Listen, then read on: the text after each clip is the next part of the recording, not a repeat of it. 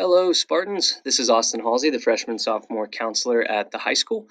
This video is intended for future ninth graders, so our current eighth graders and their families, the goals of which are to inform them of scheduling and answer any questions, hopefully, that we have, and to direct all of your attention to what's coming up in the next few weeks, because it is very important. All right, in this video, I'm going to explain some major differences between 8th and ninth grade. I'm also going to go over the requirements for graduation. It's a two-step model. I'll explain that later. We're also going to delve into some questions that need to be answered in regards to which courses we apply for and which courses we request.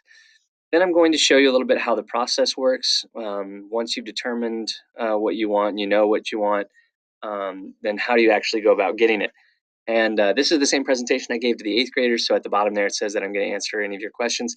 I will. You just need to email or call me. If you leave a comment on this video, I probably won't see it. So the best way to get a hold of me is probably email. If you would like to try to get a hold of me on the phone, you're more than welcome to do that. It's just with the nature of my job, I'm in and out of the office so much I might miss your call. Okay, so let's get started. The big differences between 8th and ninth grade. Your class options are going to expand. You don't just have English 7 or English 8 or English 9 as you would in 7th, 8th, and ninth grade. Ninth grade now splits into English 9 general, English 9 college prep, English 9 honors. And so that increases your course options a lot. Also, your grades are going to have a larger impact on your future. Not that they're any more or less important. That's not the case. Your education is always important, no matter what grade you're in. However, when you apply to a college or when you go to a job or anything like that, they're going to want your high school transcript. So this is going to be the first time that it is recorded and going to be used to show off your talents and skills to a third party. Also, your schedule needs to be future focused. This is going to be a lot of responsibility. You need to think 4 years in advance. No matter what you're doing after high school, you need to know what that is so that we can plan to get you there. A lot of people say that high school is the best 4 years of your life. I hope that's not true. I hope you have many more good years after that. But in order to have better years, you need to plan. So we're going to talk about how all these things are future focused. All right. So for those of you that are right-brained and you like all the grids and the numbers, hopefully this can help you out a little bit. When you're entering high school as a ninth grader, you get 37 options. 10th grader, you bump it up to 53. Now, there are some overlaps. For example, a course like Art Fundamentals, which is offered freshman year, that's also offered every year after. So there's some overlap. But eventually you get up to 12th grade and their scheduling sheet is unbelievably big and really, really, really small print. So they have tons of courses that they can choose from. And we need to plan ahead. For example, if you want to go into advanced art, that means that you need to complete intermediate art and art fundamentals, which is the entry level course for art. And so if you get to your 12th grade year, there's no way you can get there because you have to take 2 classes before you can take the third, and that's going to be a problem. So know where you want to go. So the larger impact, colleges, universities, the Career and Technology Center, future jobs, all of these things are going to require your transcripts, as well as the military. You might not think that the military will reject you. Doesn't mean that they will accept you. They can reject you. However, you might be able to get into the military and not get the job you want based on your education. So please, please, please, please, please do not think that if you're going to the military, you can blow off school. That is not the case. They want the best and the brightest, and they will even test you on what's known as the ASVAB, and that will determine what jobs you are available for. So you might want to be a communications officer or something like that. And if your English score isn't high enough, they're not going to put you there. You might be something else that you weren't shooting for. So know that everything you do from this point on is going to matter when it comes to your future. And then lastly, just a quick glimpse at some of the options we have up here. If you are college or university bound, we got all kinds of things for you. We got the College Credit Plus program, where you can take a class and it counts for both college credit and high school credit. We got the AP courses where you learn the materials here and then you take a test and see if you can test into getting credit in college. We have the honors courses, which are weighted a little bit higher, but still more challenging than the average course. And all of this can help you get accolades like honors diplomas. Uh, there are not to be confused with honors courses. Not You don't have to take a bunch of honors courses to get the honors diplomas. There's different qualifications for that. Common misconception, and we will cover that here in a bit when we go over the honors diplomas. Also, things like volunteer hours, different courses that you might not be able to take elsewhere. We got some zoology courses for science, and we just added another math course this year. So all kinds of advanced math and science courses. Extracurricular involvement. I put the FFA on there because I didn't go to a school that had FFA, and I've been blown away at what they do there. So I would happily talk your head off about the FFA. I also put foreign language on here because it's very important. There's a common misconception that in order to graduate high school, you need 2 credits of foreign language. That is not true. Valley View does not have a requirement for foreign language. We're going to go over the requirements here in a bit. Foreign language is not one of them. However, a big asterisk at the end of this. If you are going to a college or university, they are going to expect you to have a few years of foreign language. It shows them that you are taking challenging courses, that you can think differently, that you can learn material that is a little bit more harder to acquire. So foreign language looks great for colleges, but it is not required to graduate. Over on the right side, if you're thinking none of those college details apply to me, well, there's still plenty of things that matter for you. Um, a job, the military, the CTC, they all want to know that you can show up, that you can work hard, that you can be productive, that you have the skills ready to move on into the next generation job. So all of the things listed there are applicable. And the FFA, they're still there at the bottom. Anybody can do that. Big fan. For those of you who don't know what the FFA is, a lot of people just view it as what used to be known as the Future Farmers of America. It is now just called the FFA, but they do all kinds of things: public speaking, parliamentary procedures. There's all kinds of stuff they do that isn't just farming. And my world has been broadened by learning about all the agricultural future careers that people can have. But moving on, graduation requirements, the 2-step process. The first one is going to be your credits. The state of Ohio has a minimum of 20 credits. Valley View bumps that up to 22. You have to hit our number to graduate from our school. All the credits there are listed. You have to have 4 English, 4 math, 3 science, 3 social studies, 1 fine arts, half a credit in PE, half a credit in health, half a credit in financial literacy, and then the other 5.5 credits you can make up on any other elective you want. Once you get those 22 credits, then you have to make sure that step 2 is complete. All right, at the end of certain courses listed below, you will have an exam. So English 9, you'll take the end of course exam for English 1. And then you'll take, there's a math one, there's 2 math ones, 2 English, 2 histories, and 1 science. At the end of those courses, you'll take those exams. Now, the exams will score you on a 1 to 5 scoring rubric. When you hit 18 points total, you have met the minimum threshold. However, you are still required to take all 7. So let's say you get 5 on English, 5 on math, 5 on government, and 5 on biology. That does not mean you get to skip an English, math, and a history one. You still have to take all 7. All right. So don't think that you're getting out of it early. You got to take all 7. Also on there, I included the ACT. All juniors are going to take that. That's a state of Ohio is allowing all juniors to take that, and we're going to offer it here at the school. Everyone's a part of it. It does not affect your graduation status. It's not going to disqualify you if you score low or high or anything like that. It cannot be used in place of an end of course exam, as far as I know. So the ACT is on there just because I want you to know that's another testing opportunity that you're going to take. All right, now the honors diplomas. Hopefully you cannot read this. If you can read it, that means my eyesight's bad because I can't read it. But there are more honors diplomas than there have been in the past. You'll see them all listed up here on the top. Each one has a certain list of requirements that you need to meet. And one thing that I will draw your attention to is just because of the name associated with that honors diploma does not allow you any leeway to assume things. For example, the STEM honors diploma, the science, technology, engineering, and math diploma.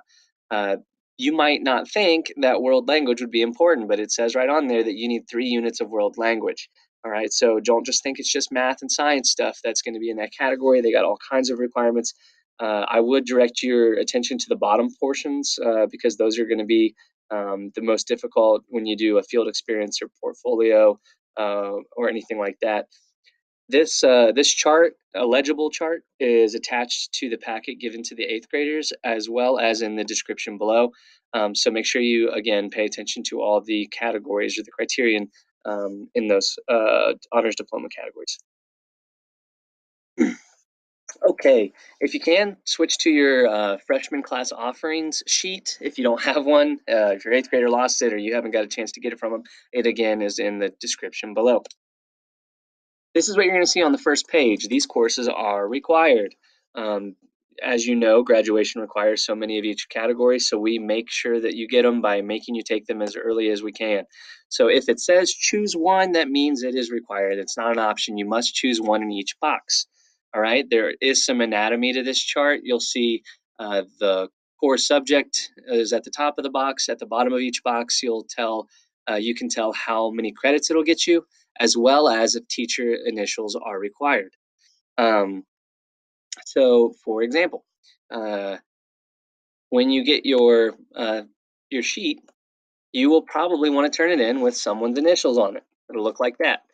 Um, are there ways around it? Kind of, but we can talk about that as we move forward.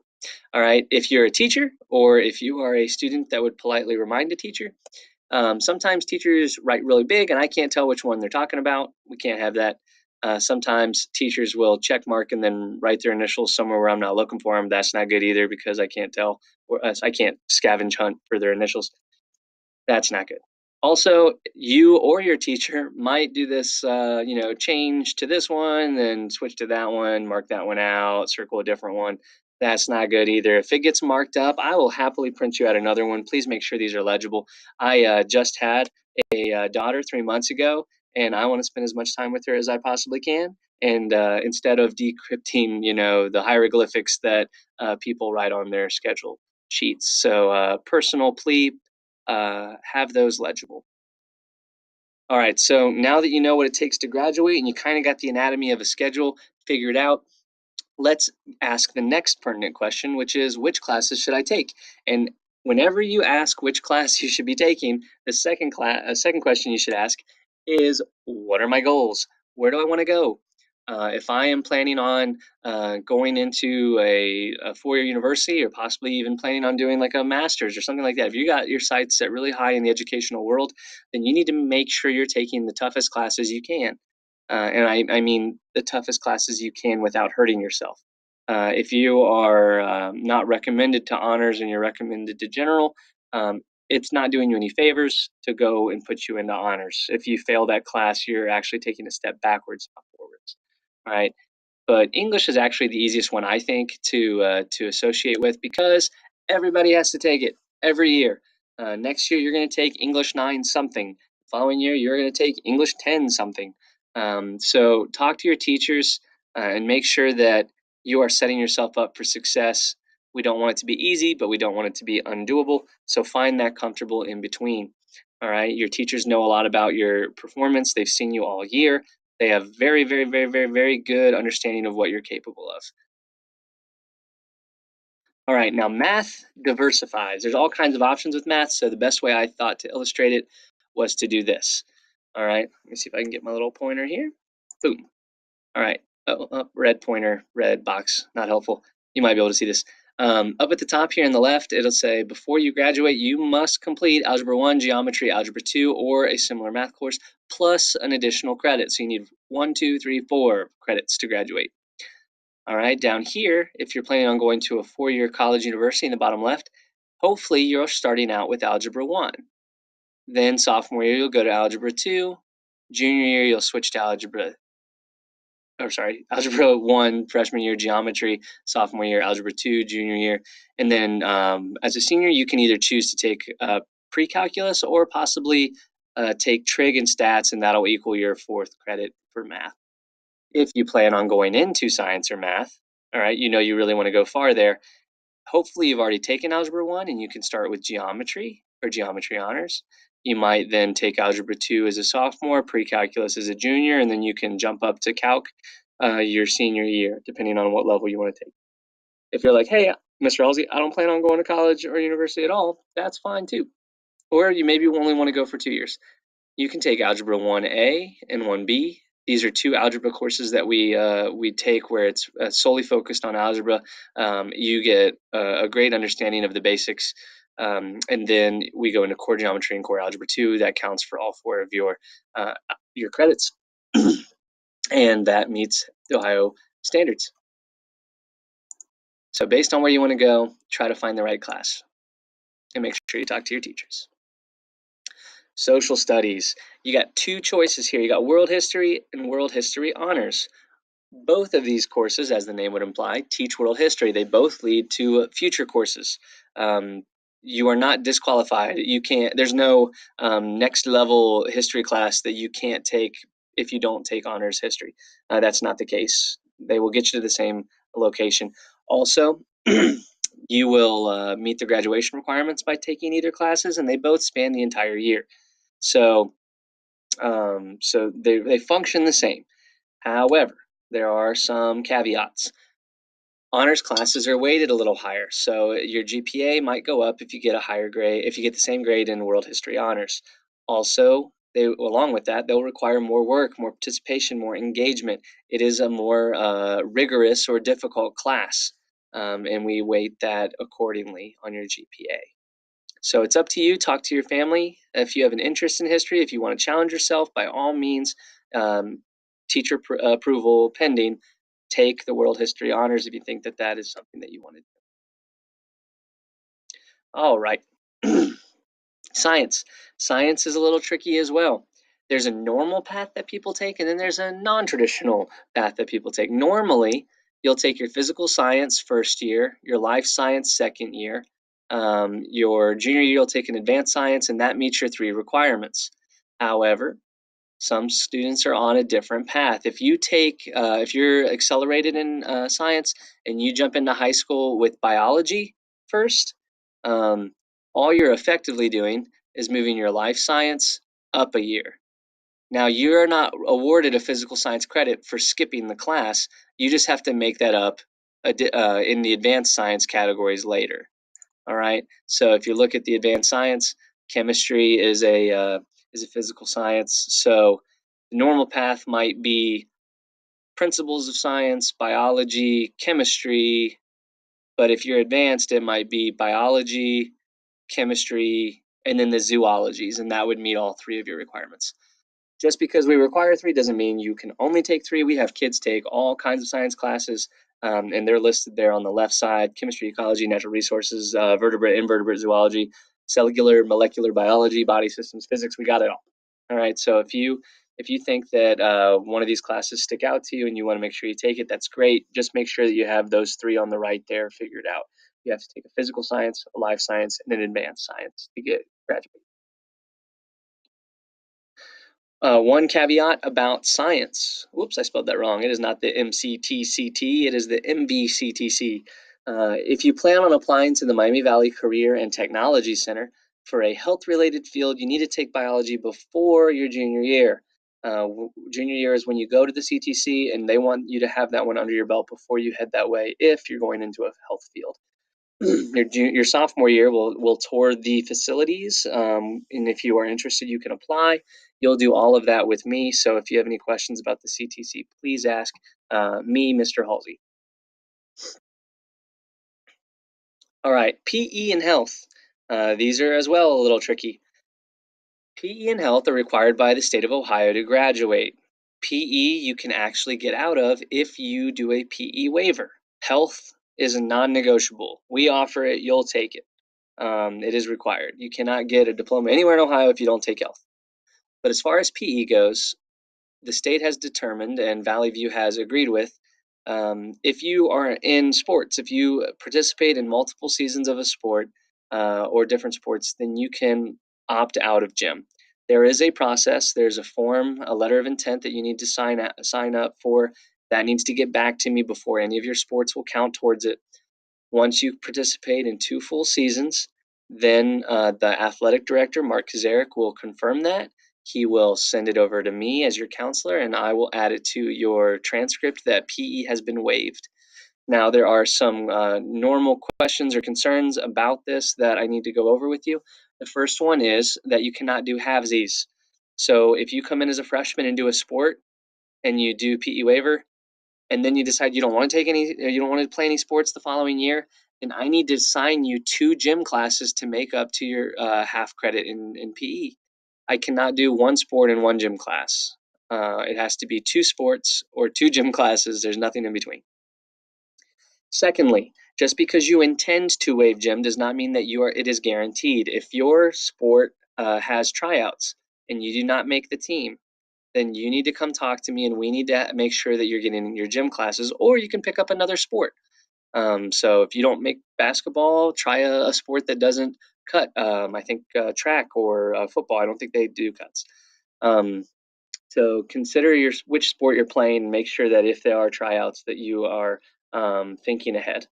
All right. Lastly, opting out does not award any credit. So just because you are not required to take PE does not mean that Valley View gives you a half credit for skipping it. And so if you don't know that, there's a chance you might end up with 21 and a half credit, which is problematic because you need 22. So make sure that just because you opt out of PE, you make up that half a credit in some other way. We got plenty of electives, and you can find one that will help you meet the 22 minimum. On the back of the form, which is included in your packets for the 8th graders, and it's in the description below, there's some frequently asked questions that we get about that. You can also search for PE waivers on the Ohio Department of Education's website, or you can email or call. All right, for those of you who might not know, I am throwing around a term that you probably have heard, but you might not understand. And then I'm also going to teach you a new one right here. So there's electives. Electives are courses that you choose. You have many options and you get to pick. Kind of like you would elect a public official. You might elect a governor or a mayor or something like that. And it is something that you choose. However, there are things known as prerequisites that might get in your way. Prerequisite means it is pre-required to take. So a course that must be completed before another one can be taken. All right, I have an example coming up about that. But all that means is there might be an order of classes that you have to follow. Wood Tech is my example. Wood Tech is a great class. It's where you use your saws and your sanders and you create things. I've seen people make all sorts of different things. It's a wonderful class. However, before you can take it, he has to teach you about the tools and the industrial arts. So there's a class that you need to take before Wood Tech called uh, industrial tech, industrial technology. So how do you know that? You wouldn't know that unless you looked it up in the course book or you understood the course codes. So I'm going to teach you a little trick here. Course codes are 4 digits. The first one is the subject area. All your English classes will start with a 1. All your science classes, I think, are 3s. Histories are 4s, I believe, or it might be switched. But art classes are 9s. Industrial education and agriculture, those are 6s. So once you have the subject area code, then the second digit tells you what year the class becomes available. You shouldn't have anything on your sheet that has a 2 in the hundreds column because that means that you're looking at a sophomore scheduling form. As you progress, though, you might see 3s and 4s as you continue on. Once you're past that year, you can still register for it. So this class says it's offered to freshmen. Seniors can sign up for this if they want, and they've met the prerequisite. All right, how do I know if there's a prerequisite? It's the tens column. All right, if there's a 1, that means there's 1 class you need to take before you can register. If there's 2 classes you got to take before you can register. All right, so keep that in mind. If you're signing up for 6111 and it's in first semester, then we got problems because you did not take the prerequisite. This class, Wood Tech, is a semester-long course, and so is its prerequisite course, Industrial Technologies. So you might ask yourself, how do I get to this freshman year if I have to take another class first? And the answer is very simple. The first class is a semester-long class, so you can take this one second semester. Lastly, I just order the classes um, by number, by what I assume is a perceived difficulty. There's no science to that other than me just needing separate codes and trying to make the most sense I can out of it. All right, so pop quiz. What is the course code for Spanish? Spanish is in the 8,000s because it is a foreign language. Then we also know that it is available sophomore year because Spanish 1 is a full year class. You can't take Spanish 1 without taking Spanish 2, so the earliest you can get to it is sophomore year. Because you do have to complete Spanish 1 before Spanish 2, we know that there is one class that is a prerequisite, and we do not offer anything like Spanish 2 honors or Spanish 2 AP or whatever. So there are no classes in that same category. All right, so that is just a simple trick to show you how the course codes work and help you make some decisions based on prerequisites and electives. All right, before we go over the ask, build, check model, we are going to jump into some basics about the scheduling that I think are very important for families to know. All right, so Valley View has a 7-period schedule all year. All right, we do have semester marks though, so some classes can be cut in half. You need to register for all 7 periods for both semesters. All right, I don't care if you want to say 7 periods or 14 semesters, we know what you're talking about.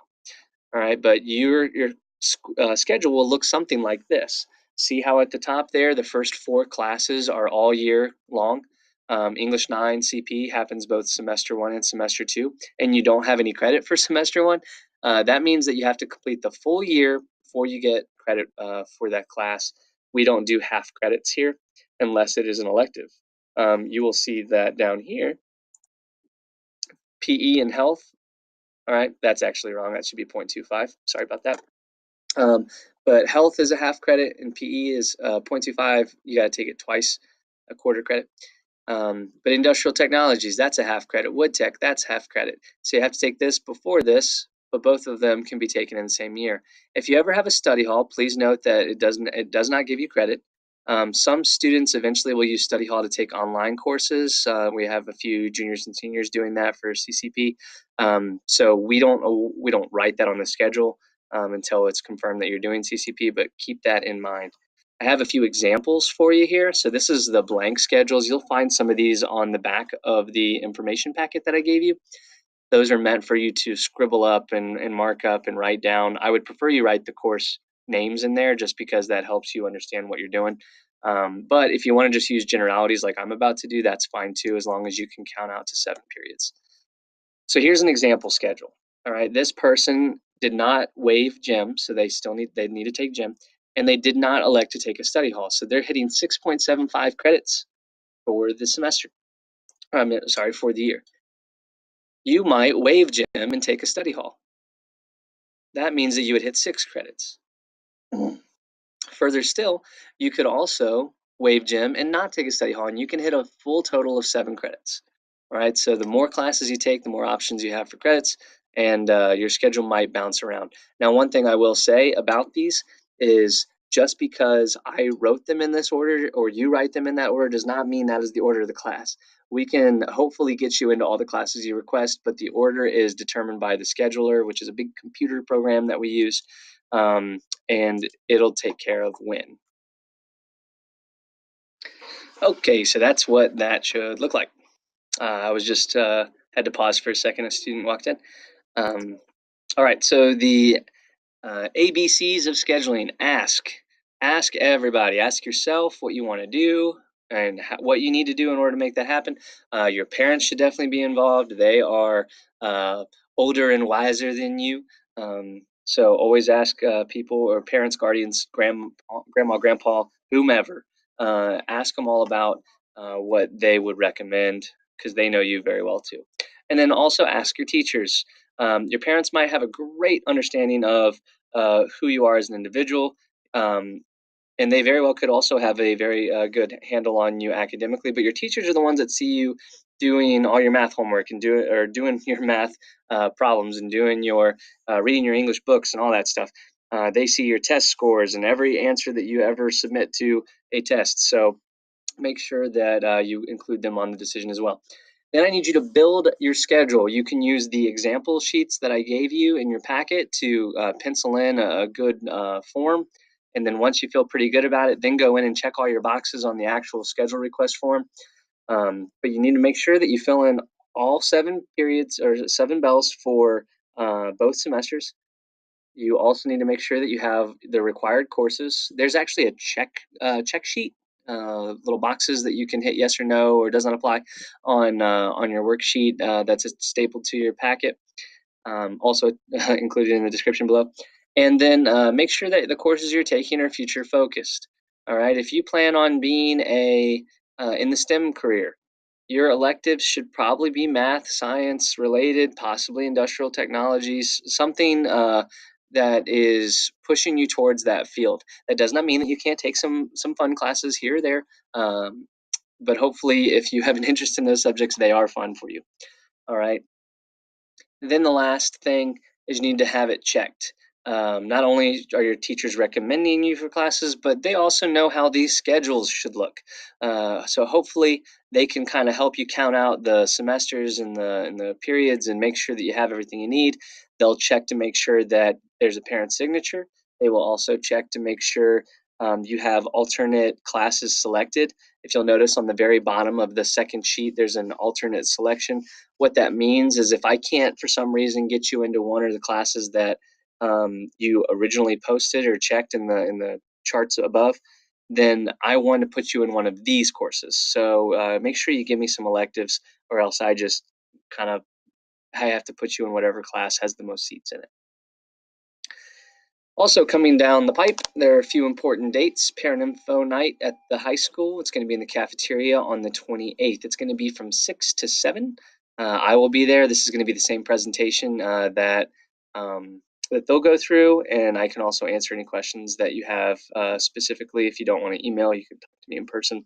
And then lastly, your schedules are due on or before, if you are feeling up to it, the 2nd of March. So make sure that your schedule gets turned in properly. There's always the question, what happens if I don't get my schedule in by March 2nd?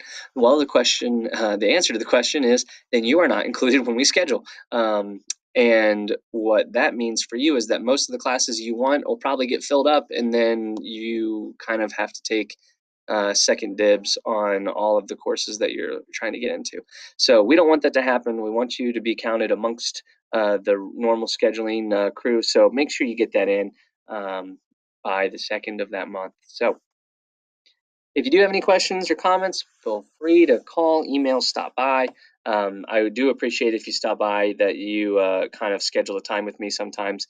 I have engagements that I'm already scheduled to partake in. So if you do stop in, by all means, we want you to, we encourage you to, but make sure that I know you're coming. I don't want you to show up and me not be able to meet with you.